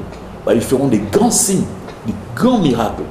Bien aimé, le lot de miracles, les autres, le lot mingi, faux prophète, tu vas continuer à magie. Tu vas continuer à magie. Continuer à magie pendant ça. Et Dieu va tout le monde tombe. Aujourd'hui, et comme il y a une église, tu vois ça, il faut faire attention. Parce que petit, on a beaucoup de petit, qui sont quoi ici, donc, c'est anormal. La puissance. Quelle puissance, bien aimé? La puissance de Dieu, c'est la crainte de l'Éternel. Un homme de Dieu qui ne craint pas Dieu. Ou tu as un masanga, Moussa Nanzamba, Mouton Milangwa, ou tu as un Kindumba, Natikate, Moussa Nanzamba, bien un pasta. Pasta, un Kindumba, ou Tikinante, Milangwa, Ozana, Komel, Moussa Nanzamba. Donc, il faut faire attention. Éprouver les esprits. Ou même sans un bateau, tu veux la nazo. Sans un bateau, tu veux se qui nous battent bien. Mais on va avoir un bosso les cailloux comme quoi éduquer battre. Parce que aux akira ou salaki makambongo point à l'okoso peut-être point à l'okambongo et ils en battent d'acioté. Éprouver les esprits pour savoir s'ils sont de Dieu. Car faux prophètes, plusieurs faux prophètes, basana moki, bah continue un message de destruction. Bien aimé, c'est pourquoi les lots, Moussa Nzambe, ils ont c'est la valeur nango. Bien aimé, les gens ont poussé dans la bateau, ils ont un message à boy, pour soutenir en haut. On a dit message à boy. Pasteur chaque amour, pasteur alors, il faut te soutenir. Bien aimé, tu vas soutenir un message à mensonge. Yamba, mais pépé, il n'y a rien du tout. Tu vas dire qui c'est Bakatier, comment ça tout le monde tombe. Éprouvez les esprits bien aimés. Au moins, c'est à quelle église, pour mes amours, il poutre à montagne. Le poutre rouge, voilà, c'est le poutre rouge, les bases, ça, les bâtiments, les 100 millimètres. Bien aimé, vous croyez des pareilles choses. Millimètres, un esprit. Par contre, on a gâté à ça. Tu vois qu'il y a au occultisme, continue à gâter à l'église. Tu vas dire, la science occulte, continue à gâter à l'église. Éprouvez les esprits. Par exemple, vous avez un sorcier. mando na ba magicien wana kala lelo bazana soni parce que le solo bazana magicien de bato c'est pénalité il faut le voir nazar chrétien nazar pasteur donc alche pasteur tendoki faut faire attention il y a beaucoup de sorciers des magiciens qui sont devenus des pasteurs des prophètes bazana comme apôtre et nazali apôtre monene nazali des nations te nazali interplanétaire je sais pas comment il veut se faire un dieu c'est pourquoi le démon a passé un message que Dieu est jaloux, Dieu n'aime pas les gens basés sur idole. Éprouvez les esprits pour savoir s'ils sont de Dieu, car plusieurs faux prophètes sont venus dans le monde. Dieu nous a donné quand même ce courage, il y a la capacité de vous en parler. Vous connaîtrez la vérité et la vérité vous affranchira. Et si le Fils vous affranchit, vous serez réellement libre. Le beau qu'on a zambé, et simba bande konyonso, au balanda biso, et simba bino vraiment. C'est pourquoi Yesu Bake bossa la keba. Bosala keba, soutenir dans Matthieu 24, à partir de 26, ça dit naïbi sibino d'avance. Bosala keba.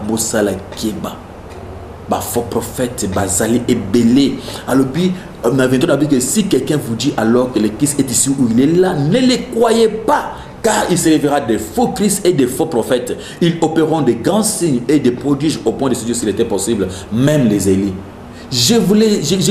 Je vous l'ai prédit. Avance. Il ne faut pas écouter, il ne faut pas croire en sans abénion. Ça, c'est pas moi qui le dis, c'est la parole de Dieu. Il ne faut pas manger. Il ne faut pas manger de pareilles choses. Il y a des hommes de Dieu, soi-disant hommes de Dieu. Bien aimé, il faut faire attention. Éprouvez les esprits pour savoir s'ils sont de Dieu. La Bible nous dit clair, fouillons l'impudicité. Il faut se demander, un homme de Dieu, comme gynécologue ou combien pasteur, il faut se poser la question pareille. Maman Nzamba le binanga aux mari de nuit, surtout Matewana. Surtout Matewana.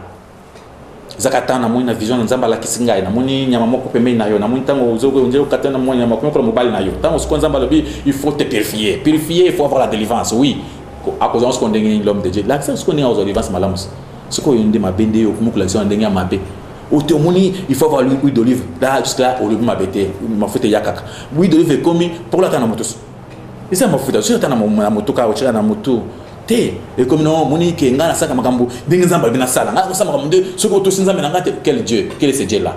Oh, ils ont appelé ce message. Oh, Batobatos. Maman, au moins ça c'est mon bureau. Maman, comme ça, est-ce que vous n'avez pas pour la faute? Oh, pasteur, vous êtes pasteur? Ça, ce n'est pas un homme de Dieu.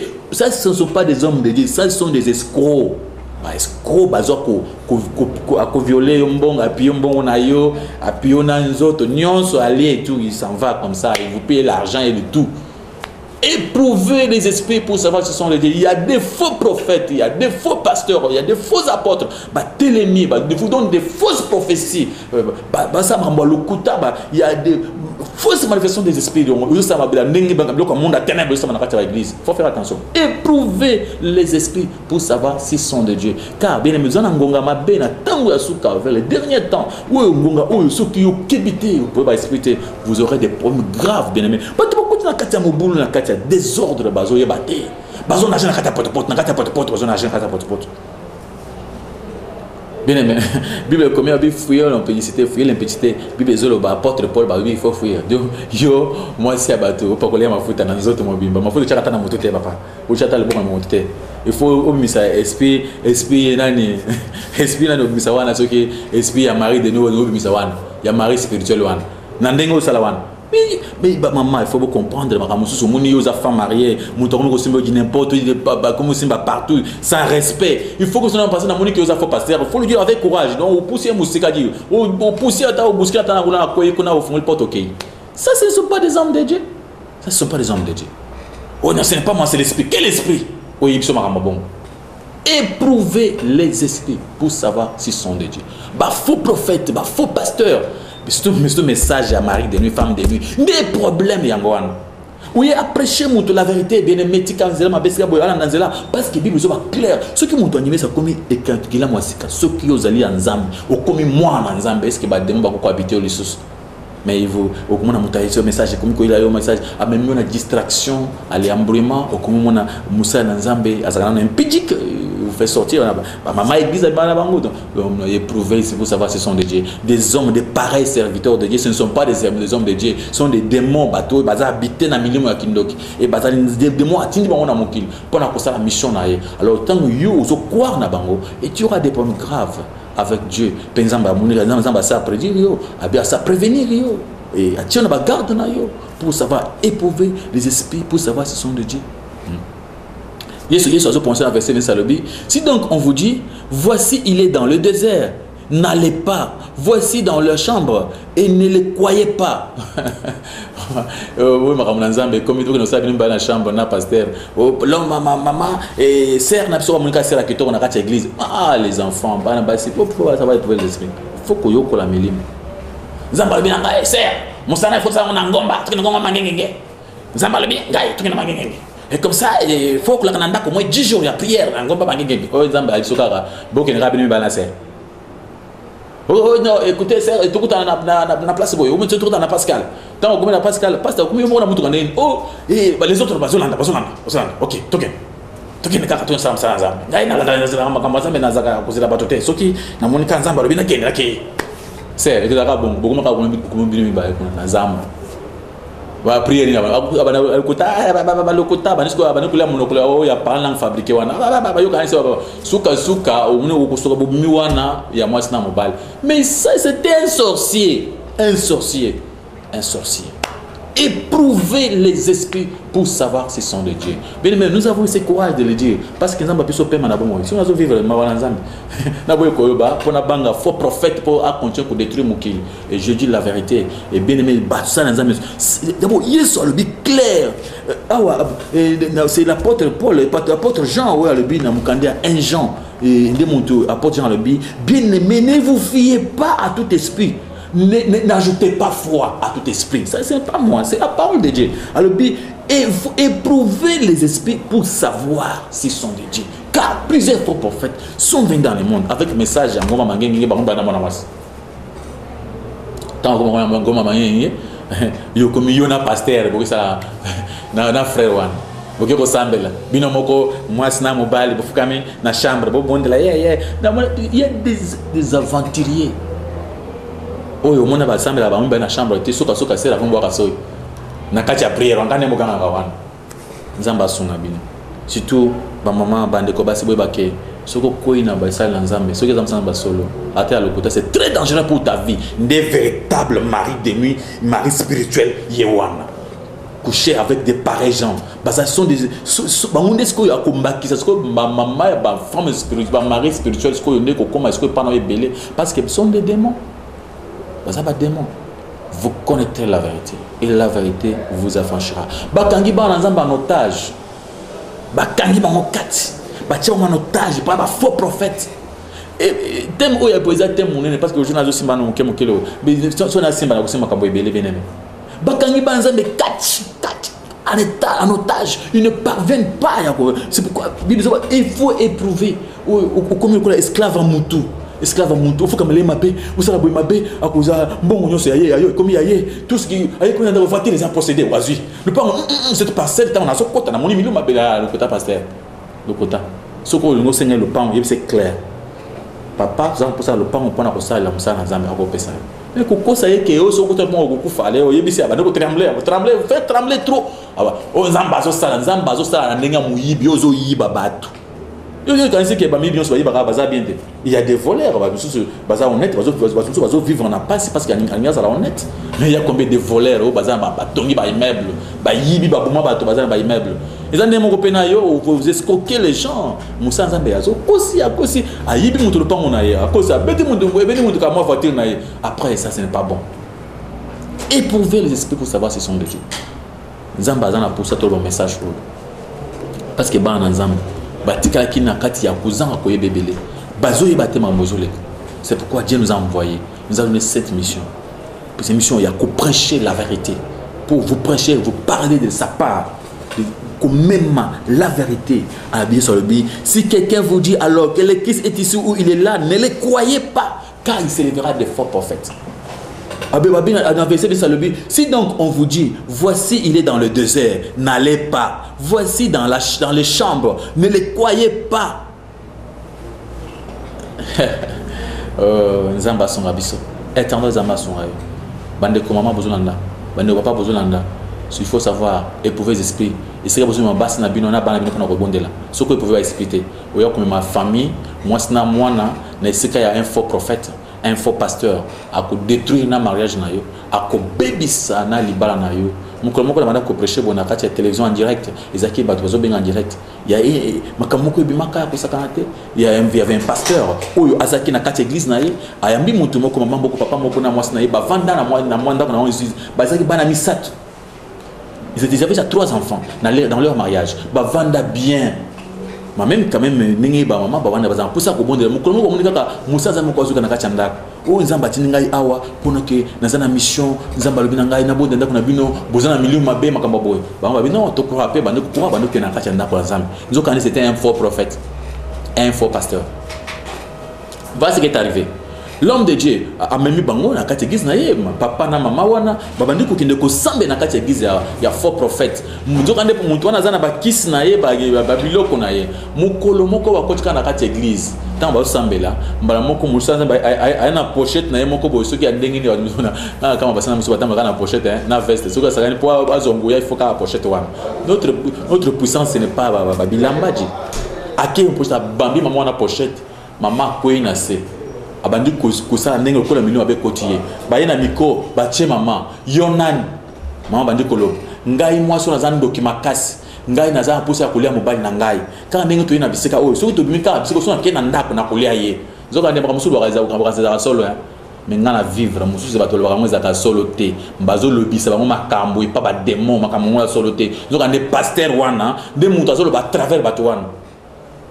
Mama lobi nazan doki ngana kulia mobali na ngai to so ngana ndako so ngana ke na ndako le na mobali na ngai na kulia ye ale mbala moko et troubler mobali na sima milimo wana esili o biloko na ngo bachaka bato na esili ba bengi mama na papa pembeni ba bisi mama tala makambo lobaki bachele cassette mama tala boye mama zo baki nazan doki na kulia mobali na ngai ndenge to ye boye so to so ngana ndako mobali na ngako kufa so so ngiso mbale au moins ki natika na kati église awo mobali ayoki parce que ça nini maman le maman tellement boyo le maman bi ngamo no le bien c'est na zando kina yibite to yibite maman yo moko mutoli makambo maman zaki na shote mobali bi anzo kan shirele ngoma ulianga moi c'est mobali pia zoka moi yo ndiko toka na ndoka ndé so toka na kisa ngoma ulianga plan ya faux prophète yo kasi ko côté makambo comme prophète a dit non sengeli boutique la ngaye asika osala musala papa il faut payer mongo $300 pour que na sala musala kati ya madame na lunga milieu mabe oyo lokolo boza chamba na misatu yo zo bana zonga na ndako bien aimé bateau bazo sala bateau bazo payer bateau na ba mariage le papa avait accepté il a payé son argent $300 il a pris sa femme ses enfants la femme est restée bakenanda tant kenanda musana batika na madame et comme mouké alors l'homme de Dieu le binin oh t'es ma pas comment tu ça musala ça peut nous prendre une semaine 2 semaines yo ça tranquille hein yo faut pas que vous allez bouger vous allez calme oui que yo ngombe kufa ki moi me aller ki yo moi je fais tout pour te sauver hein il faut ça calme et papa azo continue cause la moi na ye attends mais moi sur azando ki oui mais bana misatu nzambe na ngai to vanda moi sanga bien maka moi zo kene liboso za kana vie bien siko ina kene butuka moi simbala moko boy papa passer azo bateke pasteur wana ayeke na moi si na ebisimo sona ke yo photo sa ngana ko yebisa yo ngai fona lungulo kindoki na ekenda gena pakola mafoto na sala bosoka soka a commissie moi sinaye makambo so bizama kambo vrai et ban bateau ba benga attention même le bazali ba donc a commissie moi si abato na commissie sinaye et tant que papa vendre ba benga be papa oyebi ke moi sinaye akoma mon pasteur azole ndako moko côté moko boy ba ko vendre ba ngomi bal moi ça comme le bureau moko ya pasteur tant que papa a vérifié boy c'était vrai à côté que moi sinaye a commencé à pasteur ba moko a comprendre que moi si pe azana peine dans quitter makampe moi ça le baki et ça le kola mutu moko envoûté né tono que na ba catch sérieux kala ou bien kala que na ba catch tant tout ba catch on est ba grand catch on va ça sort ça to koina ba to so koina c'est exactement milieu mabe et ça exactement milieu mabe poyer à ça on a milieu mabe juste ce que tant on a ko exactement milieu mabe yo tala na bakati akala tango ezalaka kasi ya ba ejingo tango na ba kati ezaki kati na soka sala kwa bato bakoye ezaki démon po ye ça on a qui démon siko bato bakoye nani c'est-à-dire ye a démon akoye simoli mosanga c'était ça bako comme vous te na biloko na bango wana bamoko bandi koloba biloko mosusu bala moko papa na a regretta moi si tant ko regretter mobali a lebi à cause de ce nationalité moi c'est pas le non yo muto tirant pas prophète yo muto menga pas prophète mba le non le ko so yo mba moi c'est mususu ndema ka muzuma na ke o bazo ba violence ya basi et vous dites pas faux prophète va faux passer des fois ils font des choses pour ko détruire ba mariage à bateau au temps où c'est mobile qui moi sans ande que au détruire moi so vie na yo au memi souffrance ni na kati ya débat na moi so vous connectez la vérité vous affranchira mariage on est bébé. Et dans cette façon, c'est vraiment ici. Le papa disait comment ça prophète maman prophète avec Singaï. Naturellement maman Olobama comme papa abetanga la bana bou na mwana ndo makambo na mwana na sandoki na comprendre comment le makambo yé ka putain abetanga la bana na sima na comprendre que soko zaki ndoki pourquoi il y a comme ce masna to chateau to que to examiner problème moi soko moi ça na zaki ndoki comment il y a joué comme ce masna au moins que il y a un faux pasteur. Alors il faut savoir éprouver les esprits. Ce n'est pas parce que les gens vous parlent en langue que les gens vous font dans ça, il faut croire. Il faut que parce qu'il y a des gens qui tombent dans l'église, il faut croire qu'ils ont sans ambassade. Il faut apprendre à éprouver les esprits. Bien aimé, c'est de la part de votre pasteur Richard Camou, il y a ex-chrétien dans le chemin du salut. Soutenez cette œuvre, vous soutenir Beno Bandeko, Oyo Bouni, qui a un message à malam, vous soutenir Moussala Oyo, Zambé Apambola Papa Nabiso à le chemin du salut. Au bazo continue pour soutenir pasteur Richard Nabiso Oyo qui est le bosso. Bandeko Maman, Zamba Sungabino. Pour soutenir l'émission Oyo et Kendel Bosso. Et bande consultant ngai au bazana ba nzambe au balingi vérité bima nzambe antonto nyimito maikulusu pour vous prêcher la vérité. Ce n'est pas facile. Oui, qui est toujours aboyé. Parfois, prophète va se pélater. Parce que bango va se commissi makamona ligablo. Ici, kabala va se pélaka. Et bah se pélaka contre la bisoté. Mais nous avons un Dieu puissant qui nous protège. Mais de toutes les façons, et c'est le bino pour soutenir bah émission boy. Boya na participation na bino. Boya na soutien na bino. Et pas pasteur Richard. Pour soutenir que mission oya boy et Kendeli Bosso. Nzambe akozanga te ko pambola bino. Et c'est na bino boza la pembe nya pasteur Richard. Appelez pasteur Richard. Soutenir les émissions. Pour créer ma chaîne espace pour dire la vérité aux enfants de Dieu. Vous allez les temps de la fin. Tant ma bé, faux prophète va télémer avec message à mensonge. Et baza côté baza détruire ba mariage na ba nzambe. Baza ko baby ça baza ko komisa bana bato bandoki okunu ko beti mwana ha mwana sanzi musuni. Vous croyez que moi na le musuni na kindoki, moi mambala ki na kindoka ta bato bala na kindoki. Est-ce que oyo somone ba bandokana ba ki na cimetière ba musuni musuni bazolia. Les âmes spirituels. Donc il y a un qui m'imagine avec au sein c'est pas toi bato musu bana kuto muso kuto za tando kité muso na za tando kité ako pour musu musu tala musu mona mino liaki ba muntu ayebo ya kuto musu bato ba sete na makolo banzete avec le point na zeno abimisi magie oza ba magie blanche ko ba sala binwana abeti boy pour abimisi musu ba muso ba komo sala ba komo ko ba nzombi ayina libuna le pango na yo na moni de mois kata le pango na yo ayewo yo ndimi atimu libulu aya kota libulu azu ya mbango akota libulu ko la muntu azu mboka ko na libulu soki nini oto ba muso na ba molia bu akoti bu na kata libulu abimisi mbwa atale voilà ça yemo ko konde libulu ko na buto ya konde libulu ko na il vient vous embrouiller. Faut faire attention des pareils gens. Faut faire attention des pareils gens. Il faut apprendre à éprouver les esprits pour savoir si sont de Dieu. Car plusieurs faux prophètes sont venus dans le monde avec les messages de destruction. Message, il y a Kindo qui pour détruire. Bakubu l'ensemble, tout le monde va encourager, tout le monde va prêcher aussi l'évangile. Au nom de Jésus-Christ. Et miyi bibélé, comme pasteur. Magicien belé, comme pasteur. Sans tenir compte de impidique, on est pasteur, il se marie jour, nuit, il doit balayer, ça l'ensemble. En Italie était. Hier de quoi Zanzambe, il y a Zanzambe, il y a Zanzambe, comme on a continué. Pour autant, David a prophète. David a pasteur. Dans la église, Azaki sacrificateur. Tout là, Salomon, parce que pas la paix 1000. Salomon, pas la paix 1000. On ne peut pas la 1000. Un pasteur, pas la paix 1000. Il ne faut pas qu'on se bat la moquette, pas la 1000. Le quoi, seulement avec ça qui est. Zambé a son abisso. Éprouver les esprits pour savoir s'ils sont de Dieu. Car plusieurs faux prophètes sont venus dans le monde. Soutenez cette émission. Soutenez l'émission Abisso, on a comment éprouver les esprits. message et comment ebe ce que va te bele bazar bande ko le balandi nzamba sunga bino bo fungola miso mukile bebi basali ya lukuta baza ebele bando kebele bakomba sala nzamba balati sultan ya pembe pour prêcher les messages mensonges.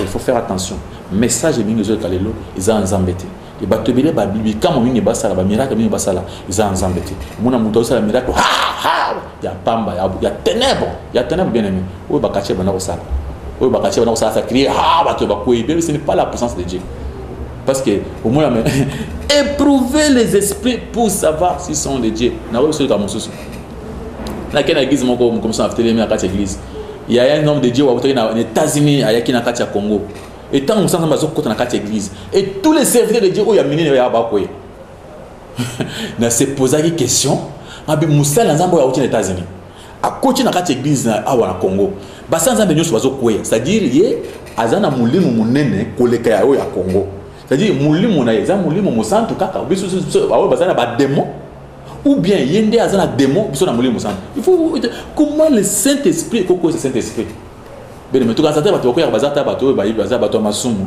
ndi ba ko yo so muni wa pitango yeso atelema po yeso nazana ngoya makasi yeso akoisa ba pierre ayate pierre akoy omunaka il y a bino ngoya bolati penza ya comme lokola ngoya mususu éprouver les esprits pour savoir s'ils sont de Dieu car plusieurs fois prophètes sont venus dans le monde pour avoir gloire en avant parce qu'ils prêchaient pour leur honneur pour leur propre gloire parce que prêcher pour la gloire dans un métier nous sommes ça pour la gloire en avant vous connaîtrez la vérité et la vérité vous affranchira si le Fils vous affranchit vous serez réellement libre bien aimé apprendre à éprouver les esprits. Ce qui est bien pour comprendre 1 Timothée chapitre 4 1 Timothée 4 verset 1 à 5 on a 1 Timothée au komona comment nzambe azoloba 1 Timothée chapitre 4 1 Timothée 4 verset 1 mais l'Esprit dit expressement que dans le dernier temps quelques-uns abandonneront la foi pour s'attacher à des esprits séducteurs à des doctrines des démons na tango suka batubele bakotika vraie foi bakosattacher na mindumu ya séduction ba doctrine ba démon banda kokota na kati ya batu soit disant basali na nzambe ils vont commencer à vous prêcher ba parole et outil pas démon des visions ya ba démon et ça c'est pas moi qui le dis c'est la Bible parce que mais non c'est pas dans la Bible c'est la vérité c'est ça l'amour hein ils ont la vérité o papa te bolingo mais bolingo nini na tika bolingo na tika yo kosaye au bout de TV na na ndenga moyibi au bout de le pain na ndenga moyibi to tika c'est ça l'amour o te wana l'amour c'est ça ko yebisa mutu vérité que mutu alokota ko ya koyiba yo to yebisi eza ko moninga azana ndako na to yebisa ka rapport malam po yo ya koyiba yo so moyibi azo capacité pourquoi yo yebisa mutu ka anda na yebisa ka anda ko te to tika yo ya koyiba c'est ça le problème balobi dans la Bible. Mais l'Esprit dit expressément que dans les derniers temps, quelques-uns abandonneront la foi pour s'attacher à des esprits séducteurs et à des doctrines de démons. Ils allaient pousser à hypocrisie, à faux docteurs, à faux prophètes, ou à un langage qui toque. Il vous parle un bon français, un bon anglais, lingala qui toque, il y a propre. Mais il vous parle un bon lingala, il y a propre. Mais au-delà du menteur escroc. Azo même un message à destruction. Azo détruire ma mariage. Azo bon ba foyer. Même il faut attendre un message à vous-même de tel faut s'abstenir parce qu'il faut dire de pareilles vérités, il faut que les gens comprennent la vérité. Et bah comprendre la vérité. Bah nanzambe bah na kotambo na bosolo bah non, il y a des faux prophètes. Il y a des faux pasteurs. Bah mibi mususu bah la sultan ya bah pasteur. Et bah ni ko prêcher message à l'okota. Bah impidi que mususu bah sultan na basal nanzambe. Pour na ko pour la basa ba to mafuta. Comme ça on basi na bango. Pour na ko détruire ko pesa message à l'okota. Bah mususu bazo il y a des manifestations d'esprit mususu il y a mabe il y a normalité il y a kindoki. Oh na dobi awa moi c'est ba to alobi yemoko ki na zandoki na ko lia mbana nga ya pa lobi a commencer à pasteur. Au moni Dieu sona ba lobi si moi c'est ba to ngambo ya ba kite na bandoki. Hein? Ba puissance ba kache ba na ko esa ba na kati ba ringu ba to ko ya de comme une église. Et comme ça on dit ya Jesus na c'est Yesu alobi awa ba faux Christ ba koza ba faux Jésus ba koza. Yesu mutazo ba lobi bonji mate buke na banda ko te bolanda te. Nzambe ya songa bino, nzambe apambola bino. Vous connaîtrez la vérité vous affranchira. Si la vérité vous affranchit, vous serez réellement libre. Nzamba pambola babine menyoso. La technique oba songa biso nzamba za bino na pamboli TV na biso ya Horizon 33 nzamba pamboli bakonzo sur TV o ba sepe comme ko biso matin na biso mingi ba ko rater ko biso mais o bazana bonzambe o bazana na liberté ya kopesa ba liberté ko loba nzambe ya pambola bino na kati ya chaîne oyo ningo ya biso pona message oyo bimaka nzambe apambola bandi ko so la biso soutenir bana ko bana Braza bana Kinshasa esika bozana partout oyo ko message oyo bo soutenir biso na kati ya musala oyo bo soutenir pasteur Richard Kamou pour que akende liboso na musala oyo bande oyo bako kuya pona kuya kota na pasteur boya ebele na église chrétienne le chemin du salut numéro na biso zali branché na c'est oui na soko uzana kaba uzana na avenue Flambeau c'est bon marché Flambeau Cosma Flambeau Kabamba au Kitiwana au Tuni Ewabora na Ewabora au Kubakola Sayo avenue Luanga la police Luanga na église uzana suka ya nani yanzela ya Luanga wana nde église chrétienne le chemin du salut nzambe asungayo apambola yo bande kuba mama bande kuba papa esika bozali loboko na nzambe ezana bino bo soutenir œuvre oyo boya ebele na kati le chemin pour comprendre, venez avec vos questions. Vous pouvez tourner, mituna, vous avez solution, vous avez réponse. Vous avez poser ma question. Vous avez ébélé, et bandeko soutenir cette émission. Bana Braza, même de loin, Kokobenga passer Richard, soutenir avec votre argent, soutenir l'émission. Il y a un dengue à bolingo à motema na moko. Soutenir l'émission où vous pouvez kende le bosso. Bandeko où vous avez moyens. C'est ça, il faut que vous ayez moyens. Vous soutenir kabato ya recevoir yamba mon pépé. Le côté. Yamba, mon pépé. Mais moi, je vous dis la vérité, je vous donne la parole de Dieu et vous pouvez soutenir des pareilles émissions. Éternel à côté bakonzi mosusu bakokolinga pour soutenir pour na véritable ebimaka pour que les enfants de Dieu comprennent et banamboka nyonso ba comprendre pour que monter on a sambela azala na sagesse abino et fona za maele basanga bien bazali et le côté bazali faut discerner pour les autres c'est comme si ba faut prophète baza soutenir nzoka ndé bazali peut-être vous allez au côté vous oye baté vous a ko sambela na ndenge ya kanisi sambela kanzambe ndio za esclave ya batu moko bakango na singa batambo sona ko la tabana bango c'est pourquoi tu pour que to komisa yo mwana nzambe vous même dans liberté dans beaucoup ya berger na yo vous allez véritable Jésus-Christ Nazareth et ban nzambe zamba sunga bino j'ai besoin de ba maman ba papa pour soutenir l'émission il y a les chemins du salut il y a éprouver esprit pour soutenir pasteur Nabino pasteur Richard Kamou nous allons pousser Nabino pour téléma pour soutenir biso na pesa qui va verser de pendant contexte bino comment éprouver esprit na banaki na mukande à 1 Jean chapitre 4 verset 1 et na pesa qui yango na kinaki na Matthieu 24 chapitre 24 verset 4 à 5 à peine verset 11 à 12 na 23 26 pendant côté ça va dans comment Jésus-Christ a lobby tout éprouvé par esprit pour savoir si sont de Dieu na ça est forme c'est pendant qu'on dans 1 Timothée chapitre 4 verset 1 à 5 ce qui est au comment on vous parlera des choses il y a bateau pendant qu'on trouver par esprit comment basa le côté au bazar vrai maramso dans le bité aux gens protéger pendant prochainement pour tout au bayango et vraiment bateau sur verset 1 Corinthiens chapitre 14 verset 11 à 20 ou le 20 au comment Nzambe azoloba comment tous que pouvez photo ba ko ba esprit parce que nous sommes ba faux prophète na pesi mbote na bande ko ba soutenir ngana cette émission ba papa na biso na beaucoup tanga ba kombo na bino quand même na za parce que Nzambe na bikamo apambola bino nous vous soutenir quand même passer Richard pour aller dans la chaîne boy Dieu voit que c'est votre argent et ba mutoki na bino e bimaki pour que le pasteur Richard vende na ba chaîne boy éternel des amis apambola bande ko ko ça le kola bango pour soutenir biso zo ba espace na ba chaîne mosusu boya ebele na pesi mbote bana Braza bana kin Nzamba pambola bino ba vrai pasteur où il y a mon thème bon Nzambe Nzamba pambola bino et ba faux pasteur ba faux prophète et beau se repentir sincèrement le beau qu'on Nzambe ko zana tête pambola bino Nzambe a pambola bino et bay Nzambe azana bino to komina suka émission na biso Nzambe a pambola bino nyonso Nzambe azana bino bo persévérer na katia ko trouver ba esprit bo persévérer na katia ko sosola ko yeba ce qui vraiment makambo toujours ba za solo benza okuta tanga pe bible zana bible na ouvert fiaka ko kwa na batuté ko muna batukola banzambe te mais faut croire à la parole de Dieu qui est la vraie parole de Dieu Nzambe a pambola bino bye Nzambe azana bino na nyonso na komona Yesu Masia amen utako wapi papa na ngai bolingo e utako wapi mae utako wapi bayaya na ngai utako wapi baleki na ngai bolingo e